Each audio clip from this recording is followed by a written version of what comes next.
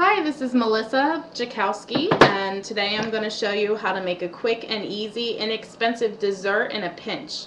A lot of us are getting invited to things at the last minute, or you have some unexpected company coming, so this has always been a surefire way to have an adorable dessert for that unexpected company or picnic or barbecue that you need to go to in the summer. This is actually my mom's recipe. I can't take credit for it. She and my sister have mastered it. It's called Dirt Dessert, which sounds not appetizing at all, but it is delicious, I promise you. And I did a little prep work before we started this. I made some instant chocolate pudding, and I mixed this up last night. You can use the low-fat variety or the sugar-free variety, whatever your dietary needs are. And you can make it the night before, stick it in the fridge, and it's ready to go. I think it's within a couple of hours, but it was good overnight.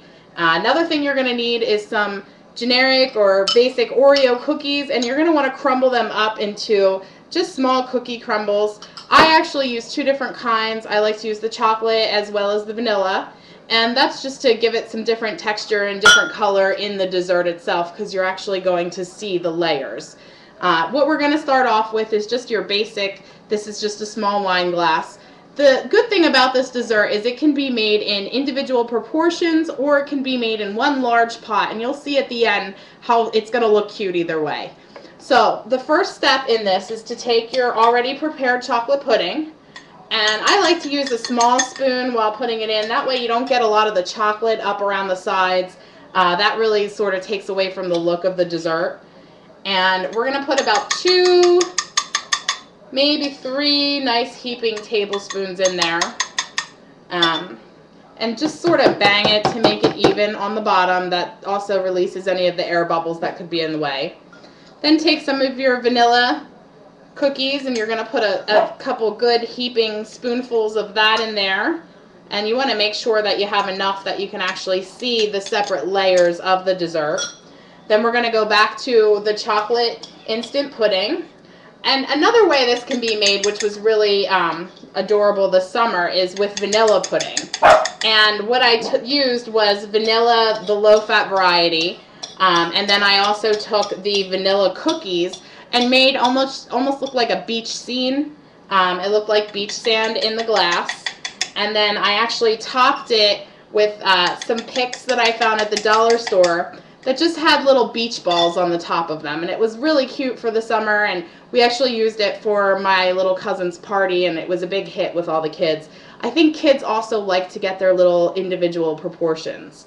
That's why I tend to go with this as a way to put them together. Now we're going to top it with the chocolate cookie crumbles, because that sort of looks like potting soil on the top of it. And the whole idea for this is to make it look like a little plant at the end. So we're just going to finish off with that.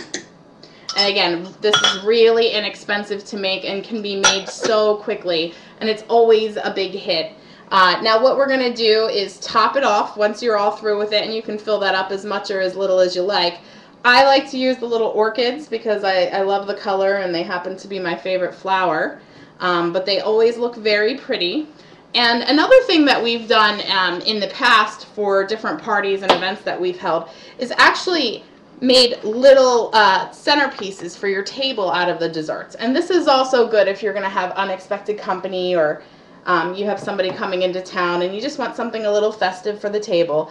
And as you can see, they look really adorable. They're very functional, very inexpensive to make, and very easy to make. But the way they come out at the end is gorgeous, and they're also very good. If you're not a chocolate pudding person, again, this can be made with different flavors, different textures. You can layer it. I think what makes it so special is whatever you stick on the top of it, and always yummy. One of my husband's favorites. So just give you a little close-up of what they look like. Yummy, delicious, and affordable, which is big these days.